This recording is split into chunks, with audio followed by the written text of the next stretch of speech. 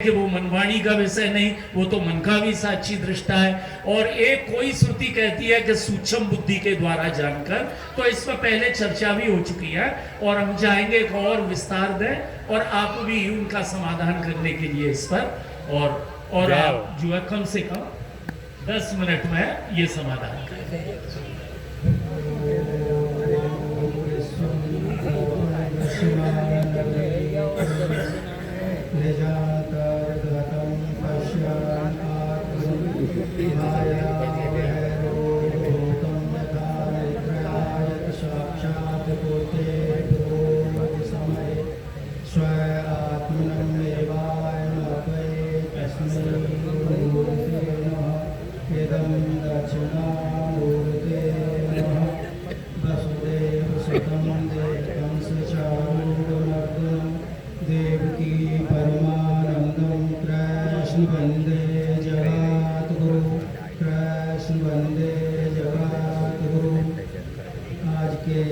सभापति स्वामी जी महाराज, अशोक जी कुशल संचालक, सभी यज्ञ वृंद एवं भगवत अनुरागी सभी श्रोता वक्ता, भक्ति स्वरूपा माता, सभी मेरी उपाधिकृत अखंडात्मा को गुरु चरणों में नतमस्तक होते हुए आपको 100 बार दंडवत प्रणाम स्वीकार हो। देखो, आपने जो प्रश्न रखा सभी ने चर्चा की और ये दो रूप से ही कहा है। एक श्रुति तो कहती है सर्व जानाति किम जानाति, जिसको जिसके द्वारा सबको जाना जाता है उसे तुम किससे जानोगे। जब तुमने सब वस्तुओं का निषेध कर दिया, सारे वस्तुओं का निषेध किया एक प्रक्रिया के द्वारा, निषेध के द्वारा, कि किसी ने कहा कि मैं अपने मकान में और अपनी सरसों रखना चाहता हूँ और उसमें भरे हुए आलू, तो उन्होंने कहा इस सारे को खाली करो, तो उसको सबको खाली कर दिया।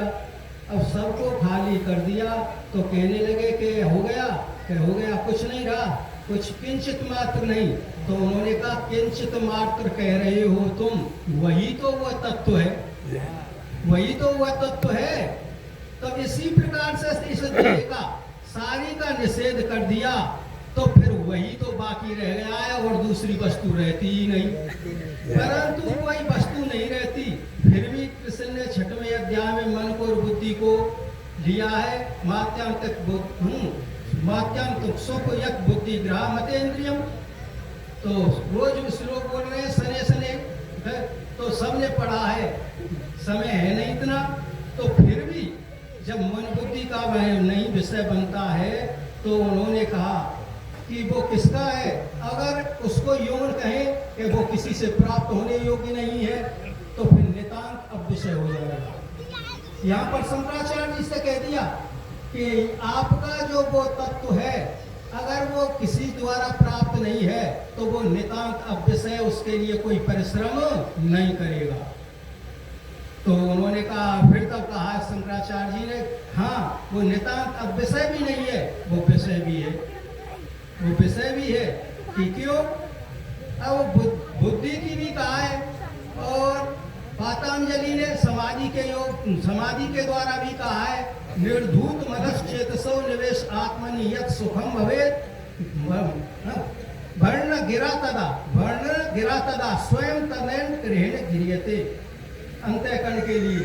तो उन्होंने कहा कि उस सुख को केवल अंतःकरण ही ग्रहण करता है। पर फर्क क्या है, थोड़ा बोलते हैं कि जिस प्रकार से सुबह ही आपके लिए स्वामी जी ने बताया है, कम ब्रह्म और खम ब्रह्म के रूप से समझाया था ना। तो जिस हमारे इस अंतःकरण में इस शरीर का निर्माण करके इस शरीर को सुचारू रूप से चलाने के लिए किसका निर्माण किया, कि वृत्ति का निर्माण किया।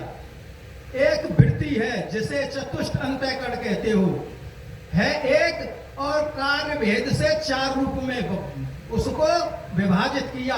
तो जब उसके चतुष्ट अंतःकरण कहा है, जब तुम्हारी मन ही नहीं रहा, सारी वासना निवृत्त हो गई, तो बुद्धि न बुद्धि कह सकते, न चित्त कह सकते, न अहंकार कह सकते, फिर वो वृत्ति की ही वृत्ति हो गई। तो उस वृत्ति का अगर बाह्य वस्तुओं का ज्ञान करना चाहते हैं तो वह बाह्य वृत्तियों का प्रमाण के द्वारा होगा, बिना त्रिपुटी के ज्ञान नहीं होगा, बिना त्रिपुटी के ज्ञान नहीं होगा। बाहर तो त्रिपुटी के द्वारा होगा और ज्ञान होगा भी त्रिपुटी के द्वारा। तो ज्ञान ऐसा नहीं है कि जैसे हमने एक घड़े को देखा तो अंतःकरण से, प्रमाता से हमारी प्रमाण रूपी ज्योति निकली नेत्रों से और घट के पास पहुंची तो वो घट तक प्रमाण हो गया और फिर प्रमिति उसके आकार की हुई और आकार की हुई तो ज्ञान हुआ। क्या किया उसने प्रकाश किया वृत्ति ने घट का। तो घट उपहित चेतन और वृत्ति उपहित चेतन दोनों के चेतन ही चेतन रह गए और दूसरी वस्तु रही नहीं। तो ये तो आंतरिक के द्वारा तो त्रिपुटी के द्वारा प्रकाश हुआ, पर जब अंदर जाओगे तो वहां त्रिपुटी की जरूरत नहीं है।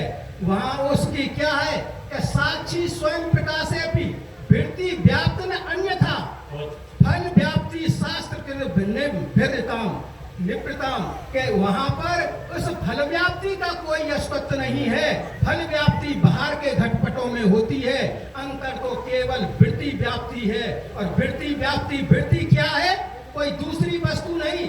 यहाँ पर शंकराचार्य जी के लिए फिर रज्जु पास न्याय डाल दिया, गला घोट न्याय डाल दिया कि अगर तुम कहते हो कि स्वयं का ज्ञान स्वयं से हुआ तो आत्मश्रय दोष हो जाएगा, और दूसरे से कहोगे तो अन्य दोष हो जाएगा, और दूसरे से तीसरा और फिर पहला लिया तो चक्र की वह दोष हो जाएगा, और चौथा पांचवा छठा कहते गए तो अनवस्था ही हो जाएगी, और किसी को नहीं मानोगे तो प्राग्ञलोप हो जाएगा, प्राग्ञलोप हो जाएगा।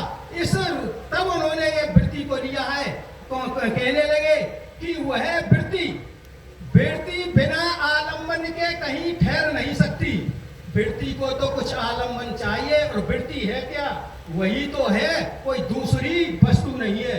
इसलिए उन्होंने वृत्ति कहा कि उसको ये भी नहीं कह सकते कि स्वयं का स्वयं से है। आत्मश्रय दोष बचाने के लिए तो वृत्ति को कह दिया कि वृत्ति से हुआ, और अब कहे कि अन्योन्याश्रय दोष, तो अन्योन्याश्रय दोष यूं नहीं लग सकता कि वह उसी का प्रकाश है, दूसरी वस्तु है ही नहीं, तो कोई दूसरी वस्तु के उदय ही नहीं हुआ, तो वही है। इसलिए उन्होंने कहा वह वृत्ति जहाँ करके केवल वृत्ति का आवरण भंग करना होता है, और वहां कोई प्रकाश नहीं, वो प्रकाश तो स्वयं ही था, वो स्वयं ही था। उस प्रकाश में ही प्रकाश मिल गया तो कोई अन्य दूसरा रहा ही नहीं। इसलिए कहा है क्यों? त्रिपुटी के लिए क्या चाहिए कि हमको ऐसे में गढ़ा देखना है तो वहां क्या करेंगे? अहे घट दर्शने दीप चक्षु अपेक्षा, पर दीपक को देखना है तो ऐसा केवल चक्षु अपेक्षा न दीप अपेक्षा। दीपक को देखना है तो दीपक की अपेक्षा नहीं है, केवल नेत्रों की अपेक्षा है। और घड़े को देखना है तो दीपक भी चाहिए और नेत्र भी चाहिए। इसलिए उसका अनुभव करने के लिए है तो केवल वृत्ति चाहिए, दूसरी त्रिपुटी की जो वहां जरूरत है ही नहीं। जब दोनों एक है तो फिर दूसरा कह ही नहीं सकते। इसलिए तब उन्होंने कहा है कि घट दर्शने चक्षु दीप अपेक्षा, किंतु दीप दर्शने चक्षु अपेक्षा न दीप अपेक्षा।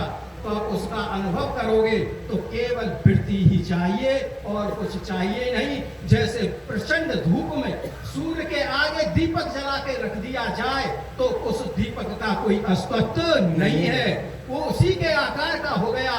ठीक वृत्ति जब वहां पहुंच करके उसी के आकार में समाहित हुई तो इशारा हो गया।